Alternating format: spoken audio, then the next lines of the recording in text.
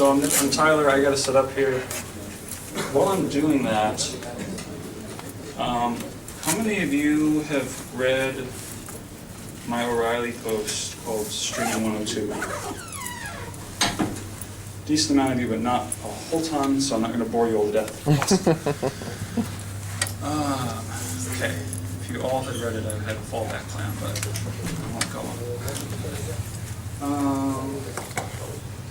Be nice. Bear with me, folks.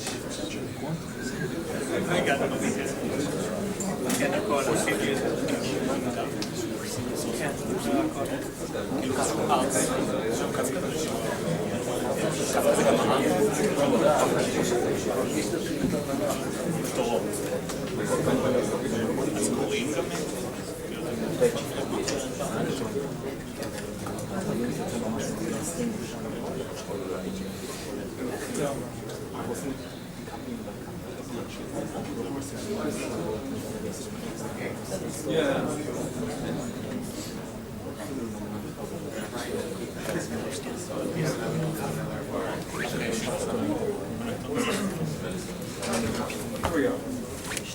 Okay.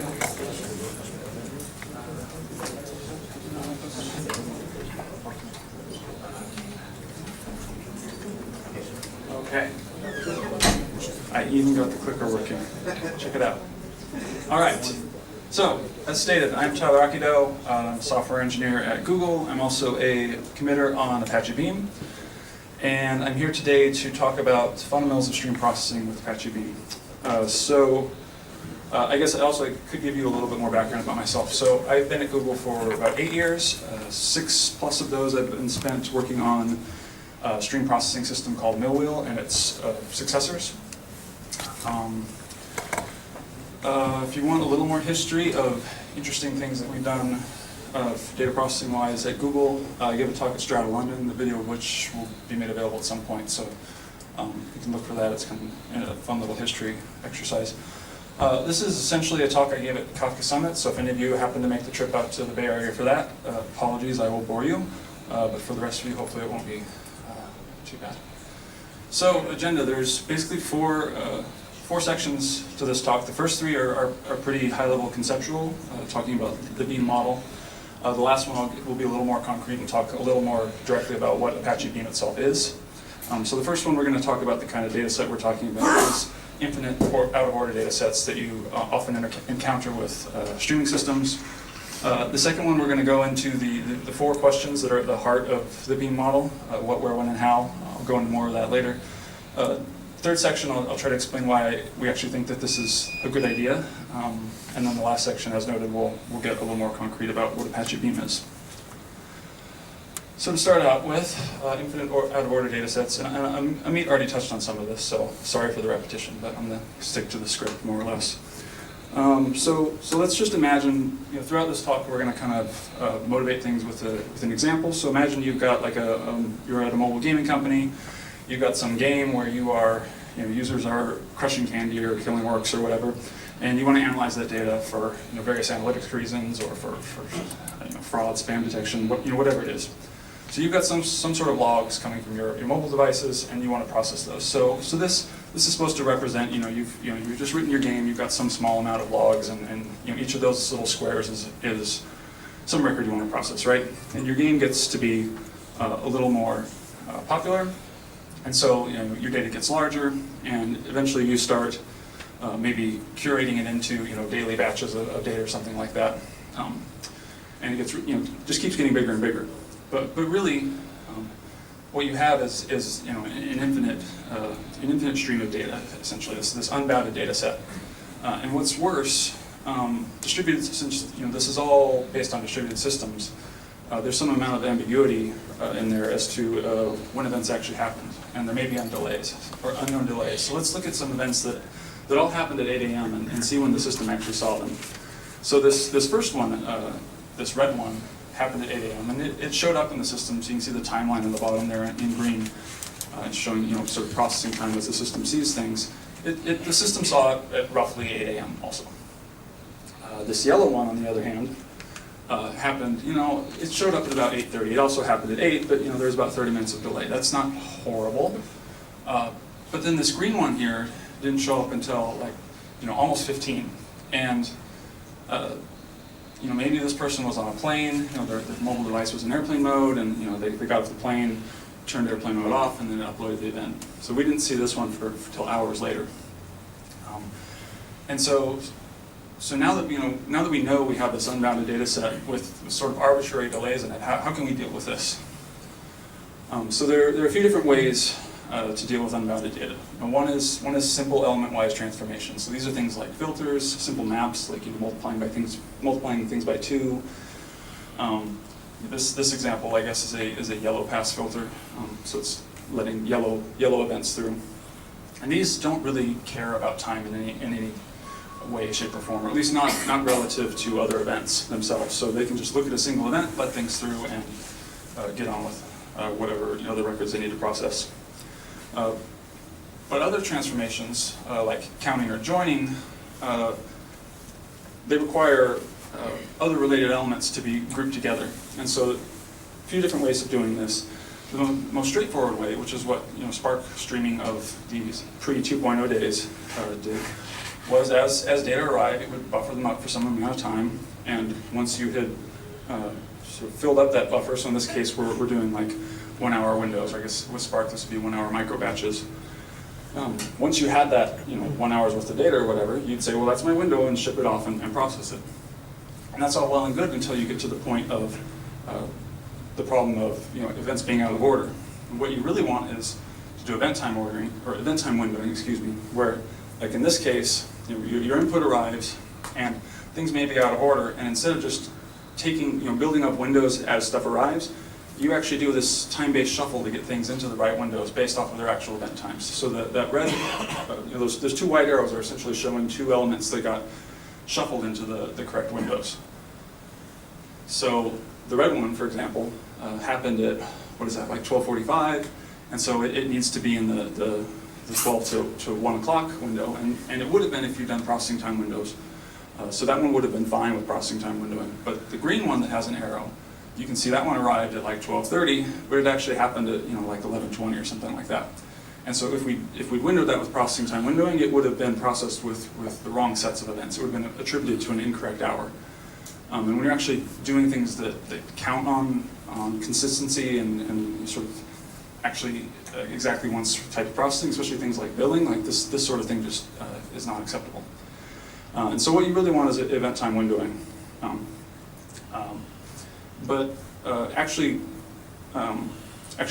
dealing with event time windowing properly requires sort of formalizing the difference between processing time and event time. So we're going to do this both here and throughout a number of examples later on. We're going to have a lot of these 2-dimensional graphs. Through all of them, the x-axis is going to be event time in blue, and the y-axis is going to be processing time in green. And so this dashed line going up with a slope of 1 between the two of them, this is sort of the ideal. Like, if an event happened and you could immediately always process it right away, like all events would lie on that line. That would be great. But reality is not so kind, and it typically looks something more like this reddish pink line here. So kind of this skew between when all the events up to a given event time are actually processed, tends to sort of meander and not quite ever touch that ideal line. It always stays above it. If it went below, that's time travel. But you can essentially formalize this sort of horizontal distance here as the event time skew, the amount of delay in event time that your given pipeline has. And you can also often sometimes call the horizontal distance the processing delay. So it's the amount of delay in processing time that's introduced to process data up to a given event time.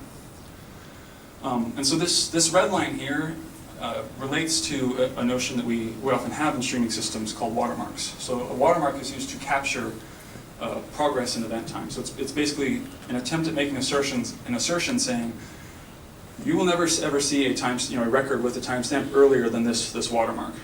So it's trying to give you some sort of line in the sand of how much data you've processed completely up to a given event time.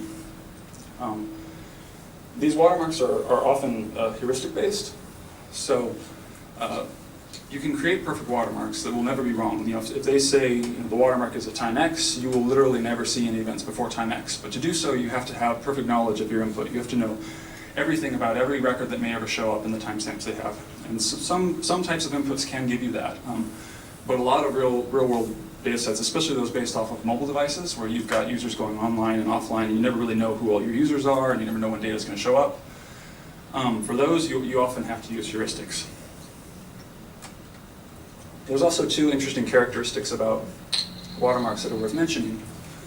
One is that they can be too slow. So because the watermark is trying to capture this notion of completeness, like have we seen all the data up to time X? And if you've got one single record outstanding somewhere stuck in the system that the system knows about and is rightly holding the watermark back for, the watermark itself will delay. And this is correct from the perspective of the definition, but if you're depending on that watermark advancing to produce output, say you're waiting for the watermark to move past the end of a window in order to materialize output for that window, it means your results are now going to be delayed until that watermark can actually progress. And oftentimes this isn't what you want. We'll look at this in more detail later. By the way, the watermark is rigid or it changes? It is monotonic. Okay. How's that? And that's annoying. That's because I didn't plug it in. So we'll fix that in a second. So it's, the watermark is, try asking your question again and let me see if I can. The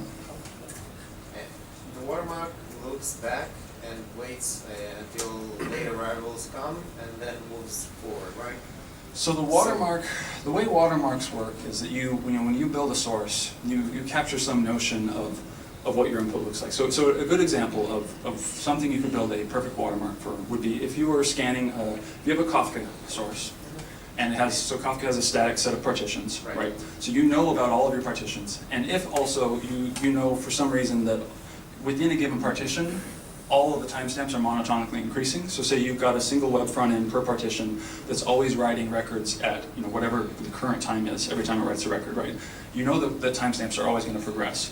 So you can build the watermark up by basically tracking the offsets you are in every partition and tracking what the last seen event time was. And the minimum across those will be your watermark. So it's simply tracking the last, essentially the minimum last observed event time within the system. So I'm not sure how that necessarily relates to your question of it being rigid, but... Rigid, it means that it looks like a window back, a fixed window, or it changes on top of statistics or something over the data. Maybe. I think it sort of depends on the watermark implementation. Like you can have an implementation like I just described. Abstract watermark. Yes. Okay, I don't go into too much detail about actual implementations, but it can vary.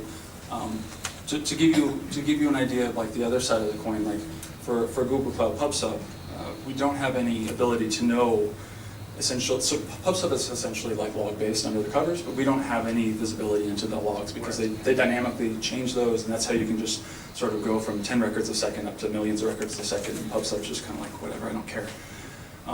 So what they do give us is some information about like outstanding timestamps that for when records enter the system, and with that we can sort of track some vision of everything we know that's buffered up in there and build a heuristic view of the watermark. So in that sense we are sort of looking back. Yes. So it really just depends on how you do it, but you can kind of do one or the other. So where was I? Oh, so I talked about too slow. So the next thing is they can sometimes be too fast, and this is essentially the thing I just described. When you have a heuristic watermark, you may be wrong, and you may think, the watermark may say, you'll never see a record up to time X, but like if you don't know everything about your inputs, maybe some event will show up late. Some mobile user turns off airplane mode and it uploads an event and it'll show up. And so In the case that the watermark is too fast, then you'll have late data, which Amit talked about, and we'll get into later about how you can deal with that. So, question before I move on. Yeah, about watermarks. So these are for when you have to publish your data just once and say, this is what I know up till now? Right, so oh yes, so the question is, watermarks are, I think the question is, are watermarks basically established at sources, and the system does the rest along the way? Is that what you're questioning? Or I'm asking their usage is for, if I understand, it's for use cases where you have to say, okay, for hour 5 yesterday, this is the count. And you can only say that once, because otherwise you can keep counting forever. okay, so the question is, what are the use cases for watermark? So yes, so one of the use cases for watermarks is the case where you want to provide exactly one output for any given window of time, and you want some notion of completeness to basically say, I think I've seen all the data for this. Another use case for watermarks is just simply monitoring progress of the pipeline. Like within a streaming system, it's very difficult to reason about, well, is the pipeline making progress just by looking at things like throughput? Like, because throughput often varies. You know, it will, especially if you have users involved, like it can fluctuate throughout the day. And so watermarks give you a nice sort of consistent progress metric of, you would expect if your system is keeping up with real time, the watermark should progress essentially with real time. So they're useful in that way too. There are a few other uses. What I should probably do is at the end give you a reference. So a colleague of mine, Slava Cherniak, gave a talk at Strata London about watermarks, and his slides are published online, and they're quite detailed, and they actually go into a lot of this about use cases and things, and you can kind of hopefully answer a few more questions. Okay, so back to section 2. What, where, when, how. So the theory is that out of order processing is difficult, but it's a lot less hard if you know what kinds of questions to ask. So what we've done is we've tried to build up this model of reasoning about out of order processing and kind of fit it into this cute little idiom here of what are you computing? So this means what sorts of transformations are you making? Are you computing sums? Are you doing joins? Are you computing histograms? Building machine learning models? These are sort of the things that you typically associate with building up a batch pipeline. I've got a data set, I'm going to transform it into something else. And then the last 3 are really the things that add in further reasoning for dealing with time and out of orderness. So the first one, where in event time. So where in event time am I actually performing these transformations? Does the time the event originally occurred actually affect the results? Are the results aggregated within fixed windows? Are they within per user activity sessions? Is it just sort of global over all time like batch processing is? This third question is when in processing time. So this relates to what Amit was talking about of when do we actually materialize results for these things? So does the time that the element arrives in the system affect the results? How do we know when we should emit a result? Do we want to base it off of the watermark and say, we're going to have a result when we think things are complete? Do we want speculative results before the watermark progresses beyond the end of a window? What do we do in the case that late data arrives? Do we want to emit updates then? So that's what the third question addresses. And then the last one is, in the cases where we're giving multiple answers for a given window, how do refinements of those results for that window relate over time? Are they independent? Are they distinct? Things like this. So let's now dive into each question a little more specifically, starting with, in the same order. So starting with what? So the first thing to figure out is what you're actually computing. It may be an element-wise transformation, just mapping one value to another, or filtering. It may be an aggregation that's grouping. You may be building up complex composite transformations that are really sort of subgraphs of more primitive operations. For this example, we're going to stick with the whole mobile gaming thing. We're going to sum integers. We're going to calculate per team scores. So these 3 lines are kind of pseudo Java code to show you basically what this would look like to build just a straightforward, essentially batch pipeline computing per team scores. So the first line, we read in some raw log lines from some IO source. The second one, we then apply this this Pardue. So Pardue is the sort of Beam notion of a parallel operation. It's a parallel do. So we're going to apply this do function called parseFun that's going to parse the log lines into team score pairs.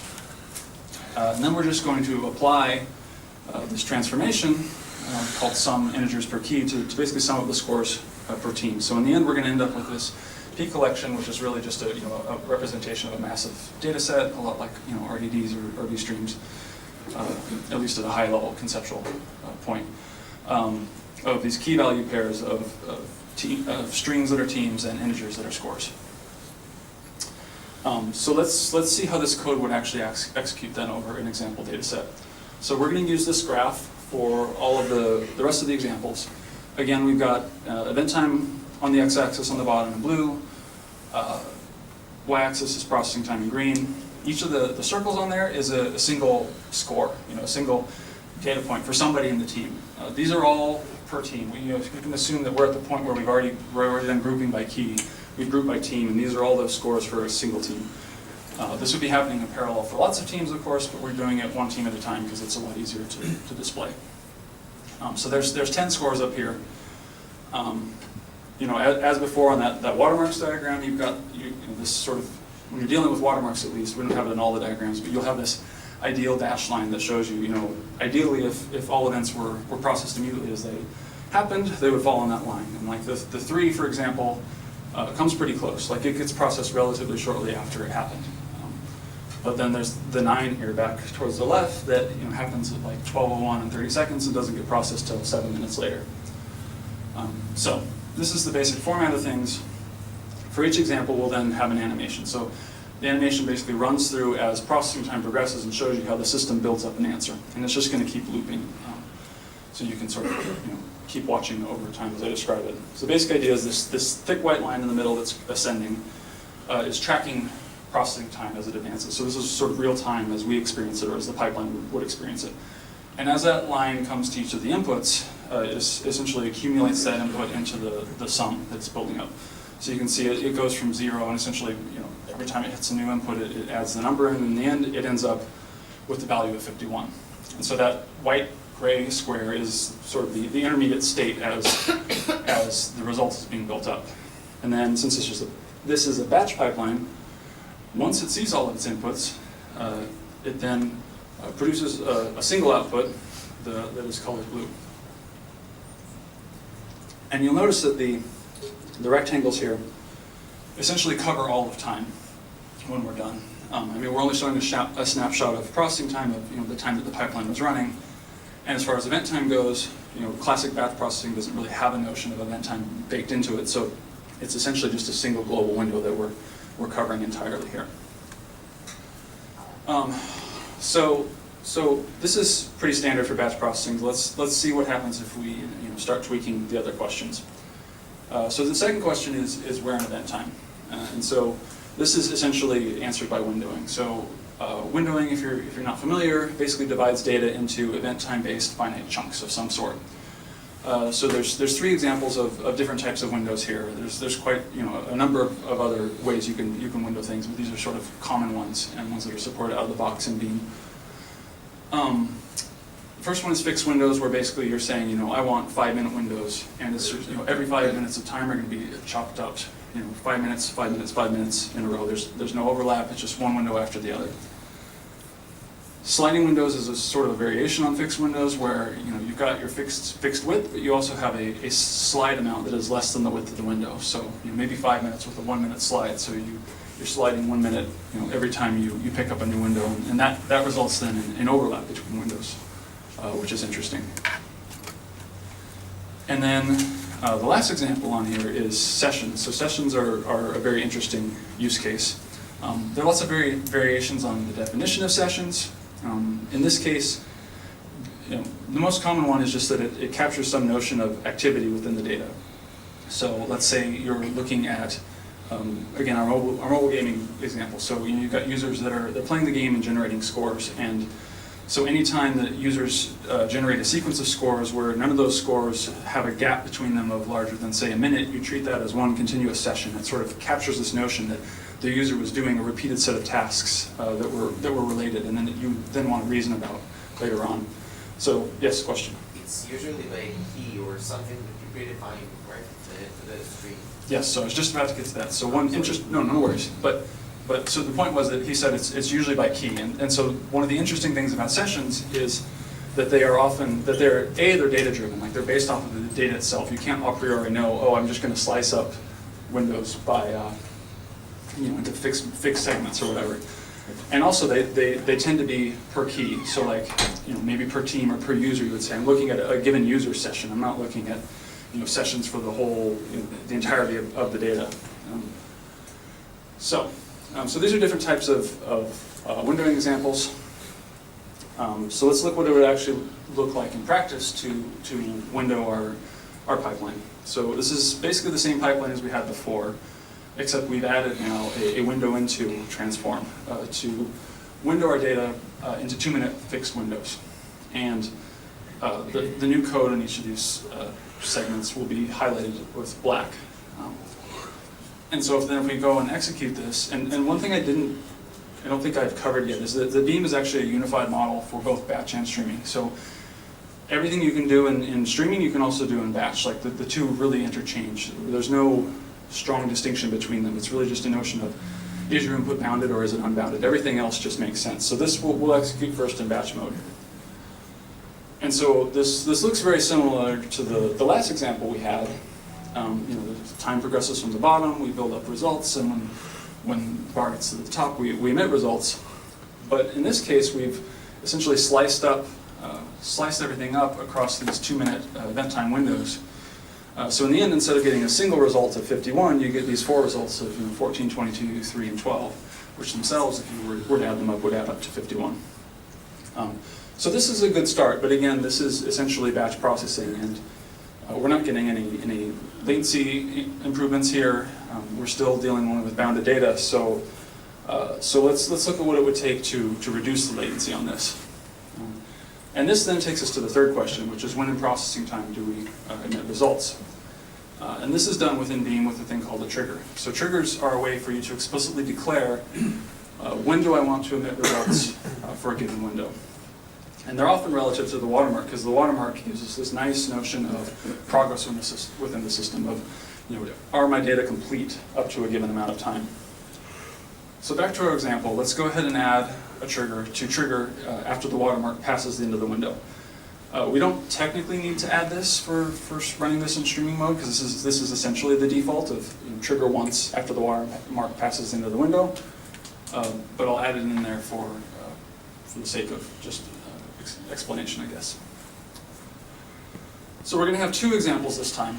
We'll start out with the one on the left.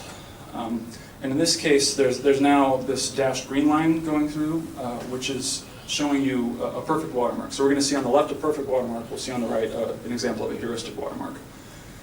So the watermark is tracking the system's notion of event time completeness. So whether it's seen all input up to the current event time, wherever the watermark happens to be in the x-axis. And as you can see, it nicely wraps around all of the data and perfectly captures the notion of whether we've seen all the data up to that given event time. And as the watermark proceeds to the right, I guess, and passes the end of any given window, it produces output. So you can see instead of waiting for having seen all of the inputs, in this case, we'll produce output pretty much as soon as we can, as soon as we've seen all the inputs for it. The downside here is we're still kind of getting a lot of latency, like for that first window, where we have to wait like 7 minutes for that 9 to show up and actually get processed. Maybe that's not such a big deal here, but imagine you're doing daily windows. It's very common to, I want daily stats from my customers. They probably would like to see their stats build up over the day, like say these are billing quotas or just, visitor counts or whatever. It's nice to be able to see things as they progress over the day. You don't really want to wait until it's just before the end of the day and you have all of your events for the day, because you might as well just be doing a batch system at that point, one could argue. So we'll have to figure out some way to fix that later. But first, let's also look at the heuristic watermark case on the left. So in this one, with the solid heuristic watermark line, you can see it misses that value of 9. So it thought after it saw the 5, that that window was complete, and it forged ahead. And so we produced output for the first window, said the value is 5, and then a few minutes later the 9 shows up, and we kind of dropped the ball. Like we didn't know there was going to be late data, and we don't have anything in our trigger to account for dealing with late data, so the system just drops on the floor. And in some cases, this is actually what you want. You may have a highly accurate heuristic watermark, and you just want a single output, and you're kind of okay with some amount of late data. That's fine. But in a lot of cases, you do want to deal with it. So again, this is the watermarks being too fast issue that we're going to need to deal with. And so in order to do that, address the too fast case on the left and the too slow case on the right, we'll move to a more advanced trigger. So this trigger is essentially modifying the watermark trigger to specify how to provide early and late firings. For the early firings, we're wanting to provide speculative updates. So we want to, as the data evolves, if we're seeing inputs for a window, we want to just go ahead and give an update every 1 minute that something new is there. So that way, you always have this sort of fresh notion of what the value for a window is, even as it's still building up, even if it takes 10 minutes or 30 minutes or whatever for all the data to arrive. And then for late firings, we're going to assume that we have, for the heuristic watermark, it's probably a reasonably accurate heuristic. So we really just want, as soon as any late data show up, we want to fix our count immediately. So we will say, after a count of 1 record, we're going to go ahead and emit a new update. And so what that would look like is something more like this. So on the left is the perfect watermark case, the right is the heuristic watermark.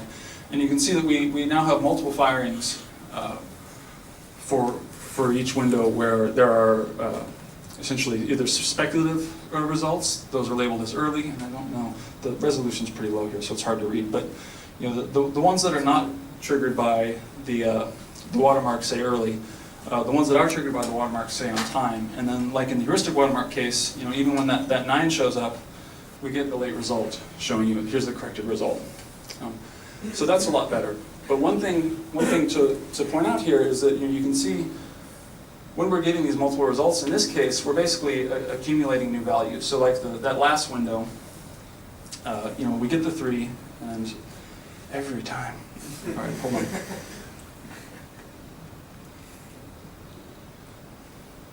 It's here somewhere. All right, there we go. We get the 3. And we produce a speculative result of 3, and then the 8 and the 1 show up, and we produce a value of 12. So we've accumulated into that result those new inputs. But there are different ways that you might want to do this. Basically, it depends on sort of the consumer of the output for that. And this leads us to the last question: how do refinements relate? So we're gonna, within this table, we're gonna look at an example where there's 3 trigger firings, and under elements here, these are the elements that have arrived at each trigger firing. So we get a 3. Fire a trigger to materialize an output. Then we're going to get a 5 and a 1, trigger an output, and then we're going to get a 2 and trigger an output. So the simplest mode is discarding, which basically means every time you fire a trigger, you throw away whatever state you had before. So you get the 3, you produce a 3, and then you throw away your state. You get the 5 and the 1, those get summed to 6, you produce that, and then you throw it away. You get the 2, you produce that, and you throw it away. So in this case, this is useful for outputs that are actually doing some form of aggregation themselves. So if you're actually sending this to a system that is also going to be summing up the outputs, then this makes sense. If you want to sort of just look at the last value produced and see the full sum, that's not going to work. You can see, the last observed is 2, so that's not correct.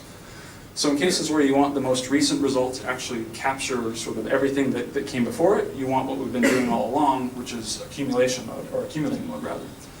So for the first firing, it would be 3. Then you add on the 5 and the 1, and that gives you 9. And then you add on the 2, that gives you 11. So the nice thing about this is the last observed value is correct. If you're writing this into HBase, or anything where you can essentially overwrite a previous value, this is a good way to go. But if you were to go and add all these values together later on downstream, you'll know you would actually get the wrong answer. You'd overcount, either double or triple count, depending on when you did it. So the last option, accumulating and retracting mode, is really what you want. And we don't actually have this implemented yet in Beam, but it will be very handy when we do. Basic idea is that every time you provide a refinement of a result, not only do you give the new accumulated value, but you also emit a retraction for the old value. You say, like in this example, we emit the 3, and then For the second trigger firing, we're going to emit a 9, but we're also going to emit a retraction of -3, saying, previously we told you 3, that was wrong, get rid of that. And this is nice in that both the last observed value and the total observed give you the correct answer. This is really important if you have complex pipelines where you're changing groupings, and it's possible for one trigger firing to go to one key and another trigger firing to go to a different key. You can't just assume that the second trigger firing will overwrite the first one.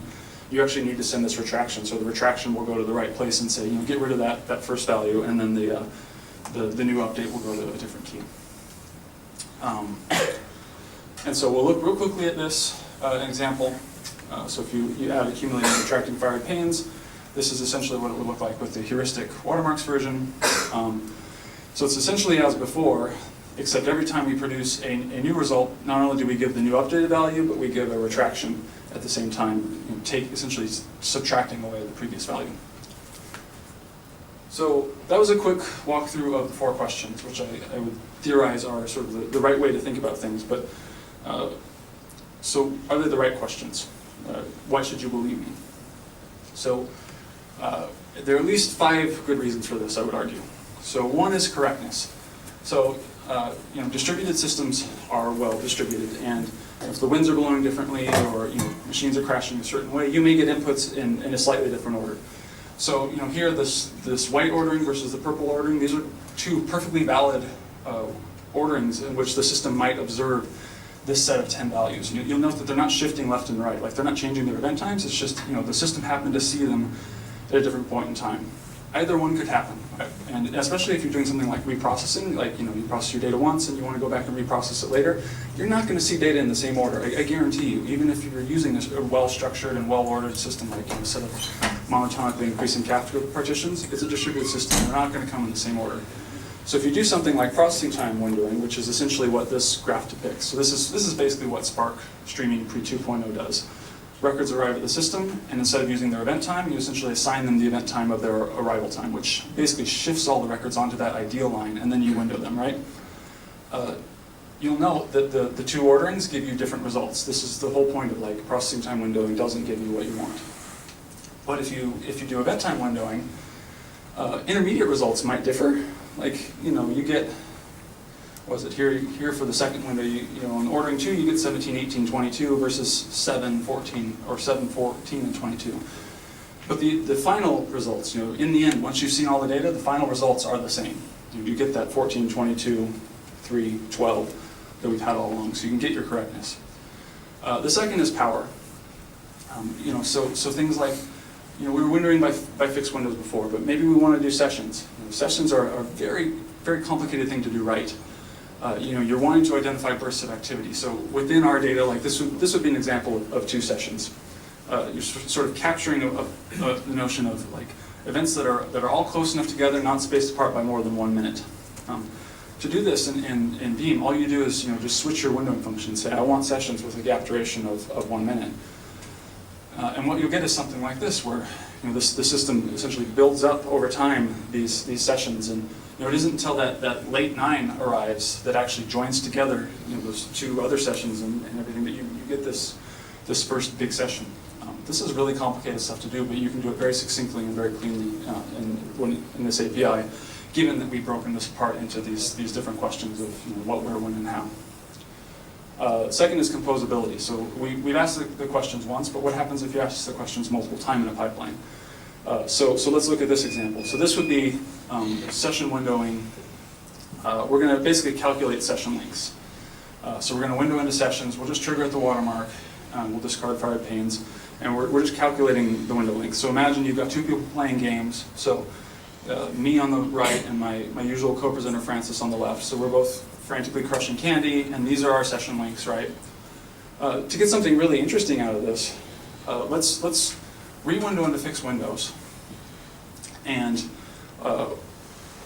then compute a mean globally. So essentially rekey to a single global key. What this will tell us is, for in this example, I guess it's every 2 minutes of 2-minute fixed windows of time, we're going to look at what the global average session length is. This is really useful for something like, you push out a new update to your game, and you suddenly see that your users went from playing your game for 15 minutes to like 2 minutes. Maybe you did something that really made the experience crappy, or maybe it's the other direction. You know, they go from playing 2 minutes up to like 27 minutes on average.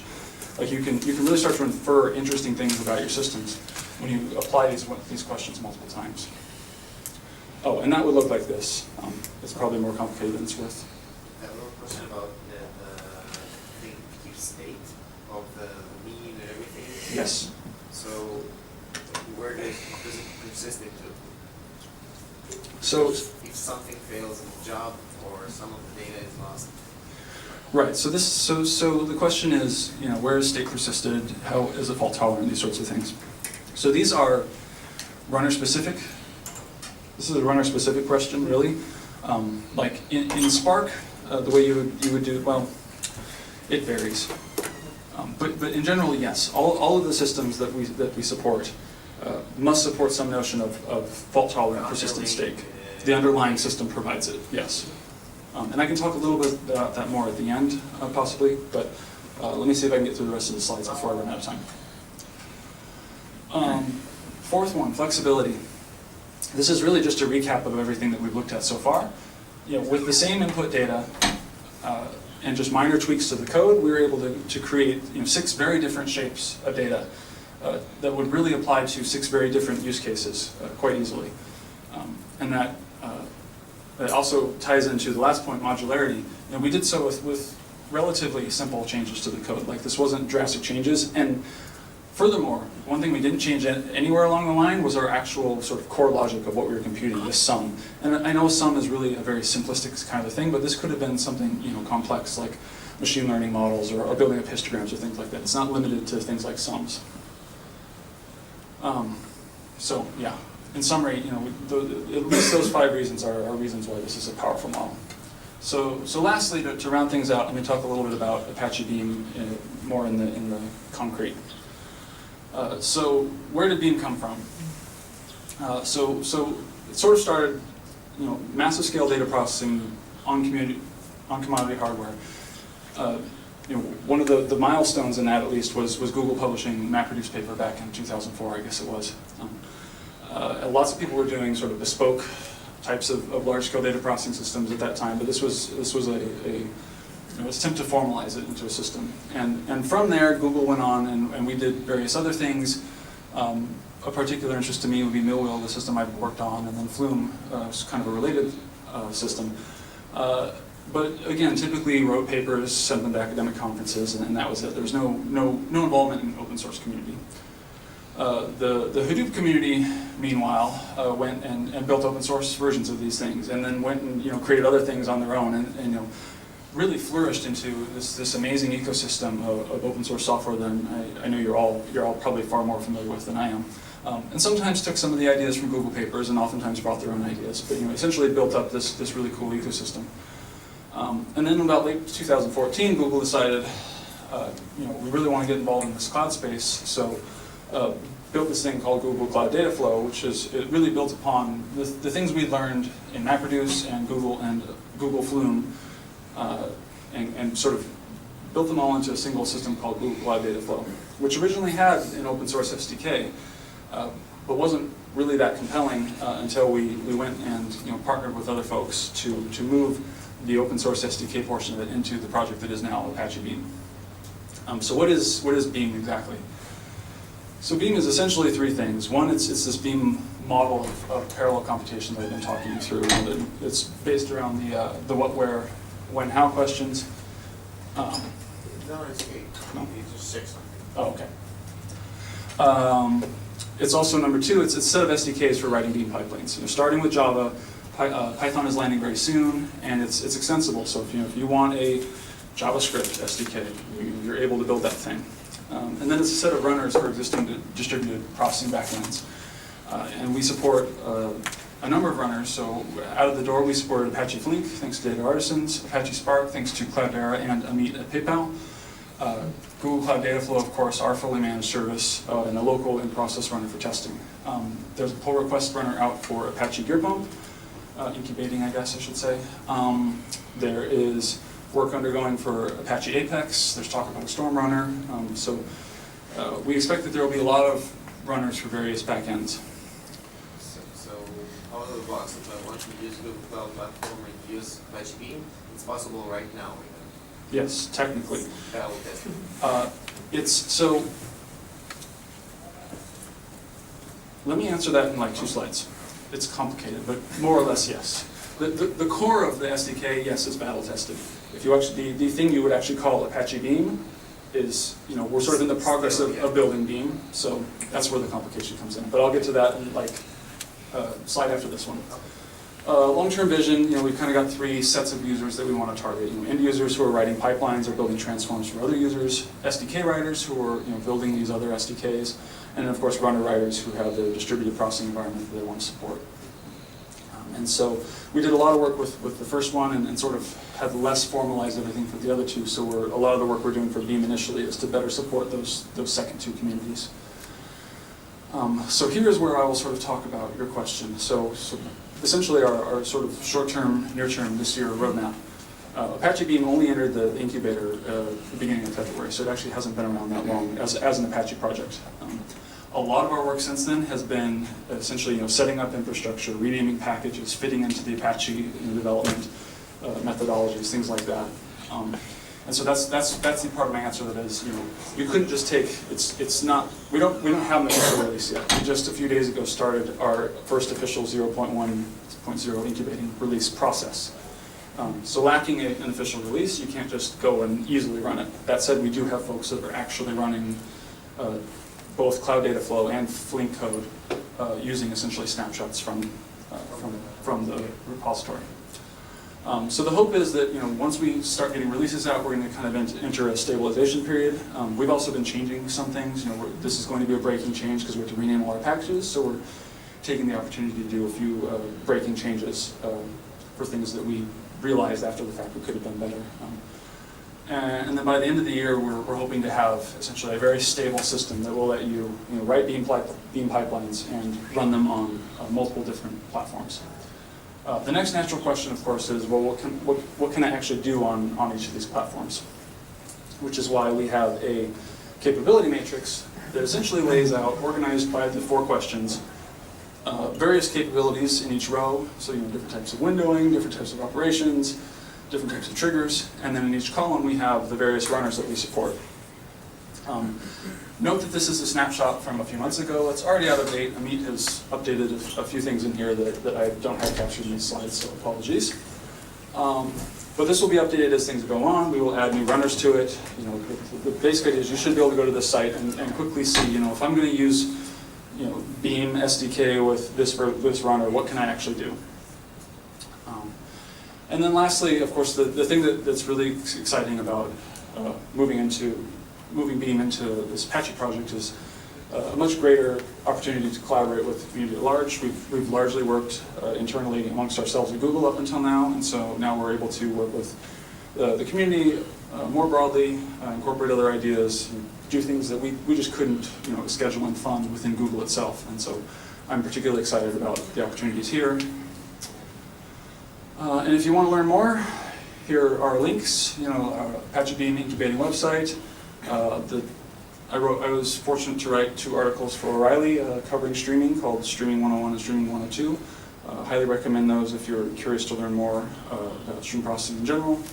We have mailing lists; they're very active, and then we have a Twitter account both for Apache Beam, and you can follow me as well.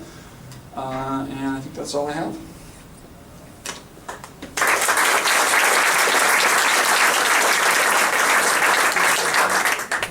So, do we have time for questions? Yeah. Do you have any lessons to share regarding the experience you have with end users, the first community that you mentioned? What are the pitfalls for writing pipelines with Dataflow or MillWheel or whatever you have in production?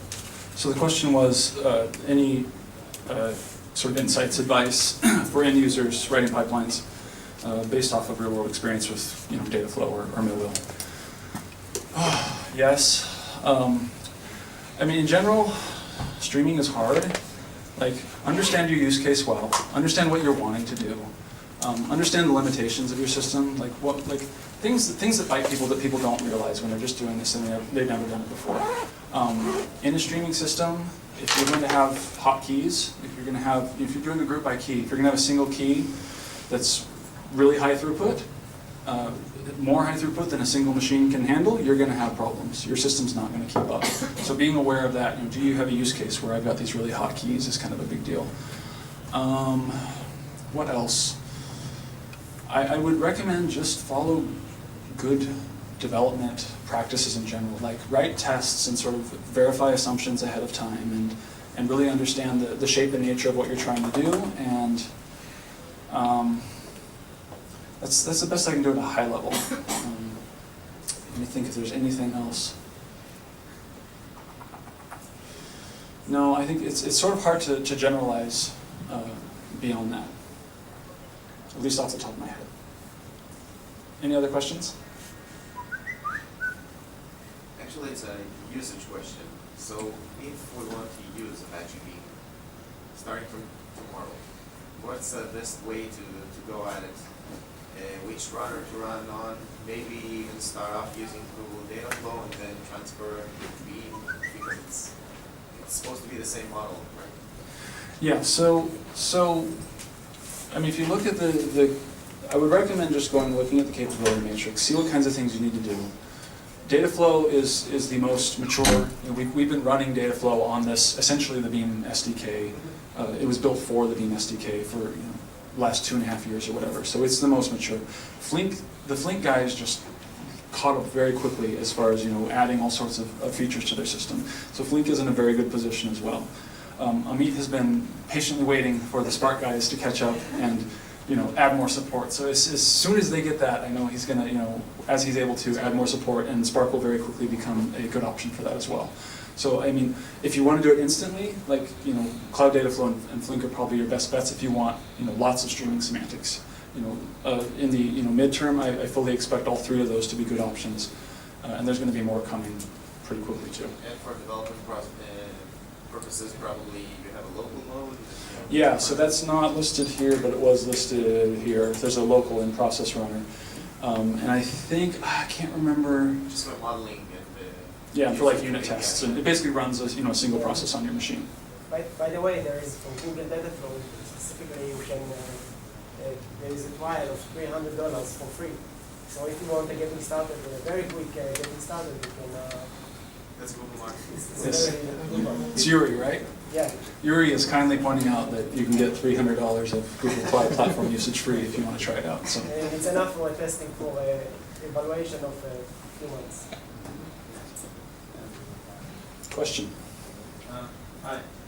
I have read your Streaming 101 and I'm currently in the middle of Streaming 102, but the only concept I still don't understand fully is watermarks.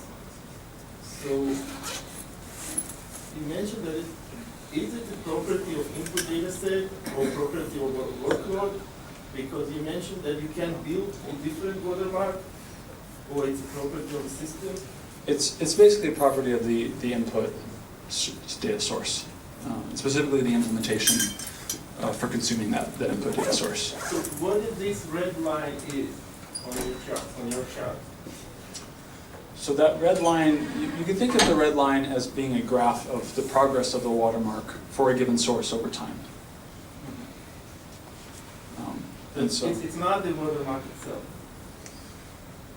it is essentially, but it's not like the watermark isn't sort of a predefined thing that you can just sort of say, well, the watermark will look like this. The watermark is derived from the way that the input source builds up the watermark and the inputs as it sees them.